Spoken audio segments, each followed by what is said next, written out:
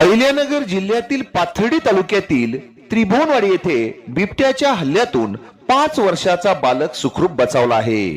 केवळ दैव बलवत्तर म्हणून चौरंग योगेश पवार हा 5 वर्षाचा बालक बिबट्याच्या तावडीतून सुखरूप निसटला आहे। रायगड जिल्ह्यातील योगेश पवार हा युवा कारागीर गेल्या काही दिवसापासून आपल्या 4 मुलांसह व पत्नीसह त्रिभुवनवाडी येथील किरू गिनानदेव कारखेले यांच्या शेताजवळ शेतात कोळसा तयार करण्याचे काम करत आहे। आज सकाळी 10 वाजण्याच्या सुमारास पवार कुटुंबातील चौरंग योगेश पवार हा 5 वर्षाचा बालक खेळत असताना अचानक त्याला बिबट्या दिसला। वाकून बघत होता, मला ते बाळ विचारले मी तर ते खालून टाकून पळाला, ते माझ्यासोबत आला माग।